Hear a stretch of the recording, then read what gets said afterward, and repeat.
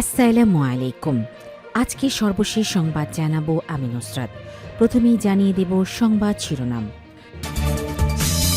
America ও জামায়াতের আতাত প্রসঙ্গে পররাষ্ট্র মন্ত্রণালয়ের কাছে ব্যাখ্যা চাইবে বিএনপি। যুক্তরাষ্ট্রের মিত্রদের জন্য সহায়তা আরও সীমিত করার প্রস্তাব পেন্টাগনের। বাংলাদেশের সঙ্গে অন্যায় করা হচ্ছে বলেছেন পিসিবি চেয়ারম্যান। সর্বশেষ জানাবো, এরিয়াতে ঢুকছেন কেন, একেবারে খাইয়ালামো। স্বতন্ত্র প্রার্থীর স্ত্রীকে শাসালেন যুবদল কর্মী। শিরোনাম শুনলেন, এবারে বিস্তারিত। আমেরিকা ও জামায়াতের আতাত প্রসঙ্গে পররাষ্ট্র মন্ত্রণালয়ের কাছে ব্যাখ্যা চাইবে বিএনপি। বিএনপি মহাসচিব মির্জা ফখরুল ইসলাম আলমগীর বলেছেন, ওয়াশিংটন পোস্টে প্রকাশিত একটি প্রতিবেদনে জামায়াত ও আমেরিকার মধ্যে গোপন যোগাযোগের বিষয় উঠে এসেছে। এই খবরের সত্যতা কি তা জানতে বিএনপি পররাষ্ট্র মন্ত্রণালয়ের কাছে আনুষ্ঠানিকভাবে ব্যাখ্যা চাইবে। শনিবার ২৪ জানুয়ারি বিকেলে ঠাকুরগাঁও ১ সংসদীয় আসনের সুকানপুখুরি ইউনিয়নের জাঠিভাঙ্গা উচ্চ বিদ্যালয় মাঠে আয়োজিত নির্বাচনী পথসভায় প্রধান অতিথির বক্তব্যে তিনি এসব কথা বলেন। মির্জা ফখরুল ইসলাম আলমগীর আরও বলেন, আজ যখন ফিলিস্তিনের নিরীহ মানুষ হত্যা করা হচ্ছে, তখন এই ধরনের গোপন আতাত বাংলাদেশের জন্য গভীর উদ্বেগের বিষয়। এটি ভবিষ্যতে দেশের স্থিতিশীলতা ও সার্বভৌমত্বের উপর নেতিবাচক প্রভাব ফেলতে পারে। বিএনপির মহাসচিব অভিযোগ করে বলেন, বাংলাদেশের জনগণকে অন্ধকারে রেখে এ ধরনের আন্তর্জাতিক আতাত কখনোই গ্রহণযোগ্য হতে পারে না। রাষ্ট্রীয় স্বার্থের বিরুদ্ধে কোনো ষড়যন্ত্র হলে জনগণ তা মেনে নেবে না। এর আগে তিনি একই ইউনিয়নের বিভিন্ন এলাকায় গণসংযোগ ও পথসভায় অংশ নেন। পাশাপাশি দুপুরে আউলিয়াপুর ইউনিয়নের একাধিক স্থানে নির্বাচনী পথসভায় বক্তব্য রাখেন। পথসভাগুলোতে বিএনপির জেলা ও উপজেলা পর্যায়ে নেতাকর্মীরা উপস্থিত ছিলেন। সভাগুলোতে স্থানীয় সাধারণ মানুষের ব্যাপক উপস্থিতি লক্ষ্য করা যায়। যুক্তরাষ্ট্রের মিত্রদের জন্য সহায়তা আরও সীমিত করার প্রস্তাব পেন্টাগনের। যুক্তরাষ্ট্র তার মিত্রদের জন্য আরও সীমিত সহায়তা দেবে। পেন্টাগনের নতুন ন্যাশনাল ডিফেন্স স্ট্র্যাটেজি বা জাতীয় প্রতিরক্ষা কৌশলে এমনটাই প্রস্তাব করা হয়েছে। নিরাপত্তার অগ্রাধিকার বড় ধরনের পরিবর্তনের অংশ হিসেবে যুক্তরাষ্ট্রের প্রতিরক্ষা দপ্তর এখন চীন নয়, বরং যুক্তরাষ্ট্রের মূল ভূখণ্ড ও পশ্চিম গোলার্ধের নিরাপত্তাকে তাদের প্রধান উদ্বেগ হিসাবে বিবেচনা করছে।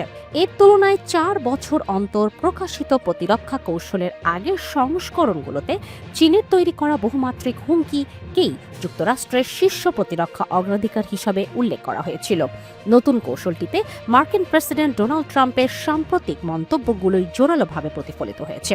এর মধ্যে রাশিয়া ও উত্তর কোরিয়ায় তৈরি হুমকি মোকাবেলায় যুক্তরাষ্ট্রের মিত্রদের আরও বেশি করে দায়ভার ভাগ করে নেওয়ার আহ্বান রয়েছে। ৩৪ পৃষ্ঠার এই নতুন প্রতিবেদনটি গত বছর প্রকাশিত যুক্তরাষ্ট্রের ন্যাশনাল সিকিউরিটি স্ট্র্যাটেজির পর সামনে এসেছে। ওই নথিতে বলা হয়েছিল, ইউরোপ সভ্যতাগত পতনের মুখে রয়েছে এবং সেখানে রাশিয়াকে যুক্তরাষ্ট্রের জন্য হুমকি হিসাবে দেখানো হয়নি। সে সময় মস্কো বলেছিল, নথিটি তাদের দৃষ্টিভঙ্গির সঙ্গে বড় ধরনের সামঞ্জস্যপূর্ণ। এর তুলনায় ২০১৮ সালে পেন্টাগন চীন ও রাশিয়ার মতো সংস্কারবাদী শক্তিকে যুক্তরাষ্ট্রের নিরাপত্তার জন্য কেন্দ্রীয় চ্যালেঞ্জ হিসেবে বর্ণনা করেছিল।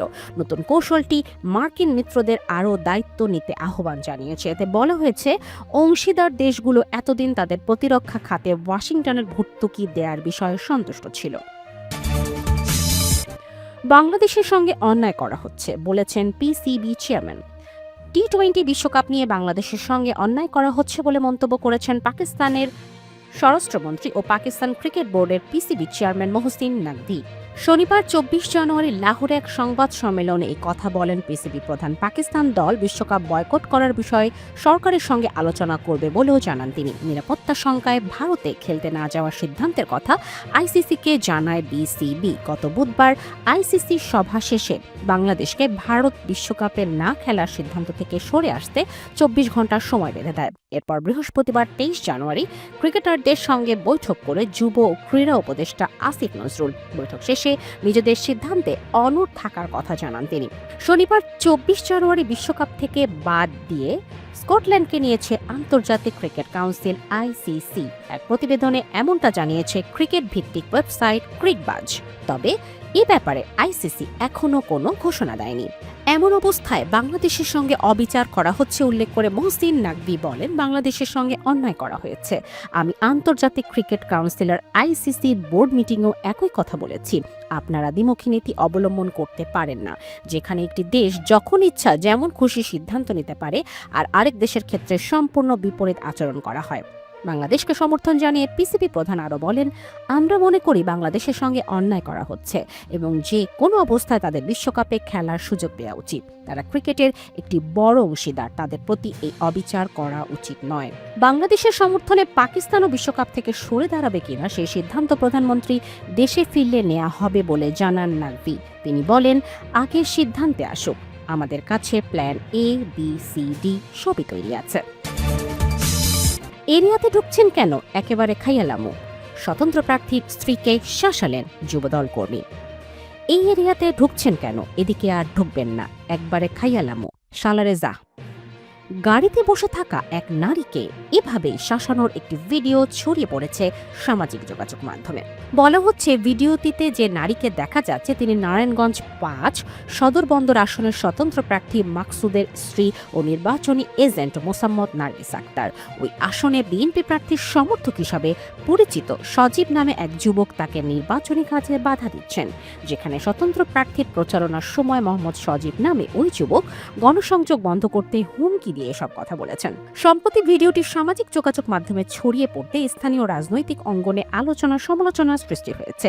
এই বিষয়ে স্বতন্ত্র প্রার্থী মাকসুদের স্ত্রী ও নির্বাচনী এজেন্ট মোসাম্মদ নার্গিস আক্তার সহকারী রিটার্নিং কর্মকর্তার কাছে লিখিত অভিযোগ দিয়েছেন।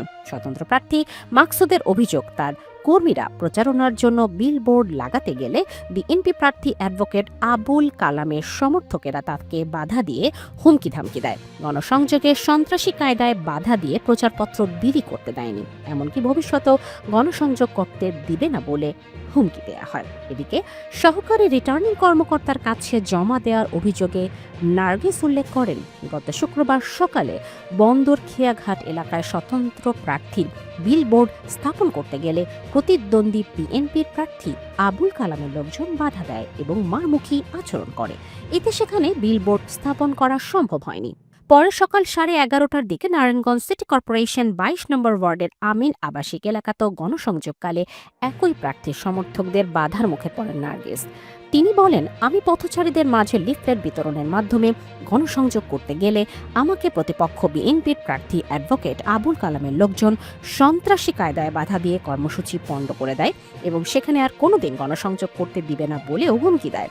এ সময় হুমায়ুন কবির নামে এক যুবক হুমকি দিয়ে বলেন, এই এরিয়াতে ঢুকছেন কেন, এদিকে আর ঢুকবেন না, একেবারে খাইয়াল্লামো শালারে যা।